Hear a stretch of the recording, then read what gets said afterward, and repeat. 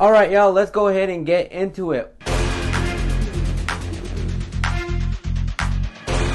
What's going on, everybody? Today we're going to be talking about Ticket to Paradise, a movie that I thought looked like utter and complete garbage, and I was not really looking forward to this film. However, this film is actually kicking so much ass in the international box office, and it was actually getting some pretty good word of mouth, so that got me a little bit more excited to check it out. And you know what? As somebody that loves rom-coms, this was actually a pretty fun time. So this film tells the story of a divorced couple that team up and travels to Bali to stop their daughter from making the same mistakes that they made 25 years ago, which was getting married too soon. Because that is the theme of every single Disney film that you have ever seen. It was a lot more sweet and a little bit more charming than I actually anticipated, because mostly the trailers looked like it was just Julia Roberts and George Clooney going on vacation to Bali. And for the most part, I thought the chemistry between them was pretty fun. This is the 5th time that they've collaborated together, so I think this is the first time that I've seen them together. So that was really nice to see. And this year has been a fun time for rom-coms. We've had Marry Me, the one with Charlie Day on Amazon Prime, and we just recently had Bros that really didn't do well, and we also have Me Cute with Pete Davidson and Kaylee Cuoco. I really had a lot of fun with this film. It is a lot more funnier than I actually thought, because this film really did just feel like it was going to be George Clooney and Julia Roberts on vacation after they cashed in their Runaway Bride checks and their Batman checks. I think they had really great on-screen chemistry. Their banter back and forth was actually a lot of fun for me to check out, because it was a lot funnier than it had any right to be. And I really liked Kaitlyn Dever. I think she is an underrated talent that really starting to blossom a little bit.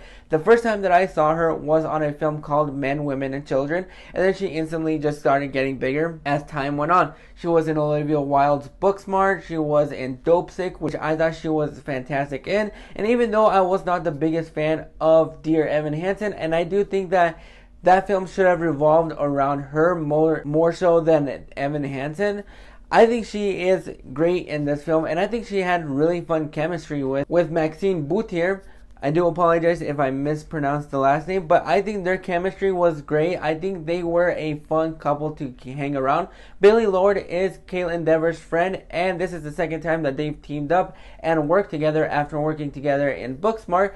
And I was not 100% sure from the trailers if that was actually Billie Lourd, but it looked like she was still inhaling that same energy that she had in Booksmart. So that made me assume it was Billie Lourd, and then I looked it up right after the movie. It was Billie Lourd, and boy is she fantastic. If you enjoyed her character in Booksmart, you're going to enjoy it a little bit more in here. But I thought she was a lot of fun whenever they injected her. She was mostly the comic relief between everybody in this film, and I thought she absolutely nailed it. She takes that Booksmart character and just enhances it just a little bit more.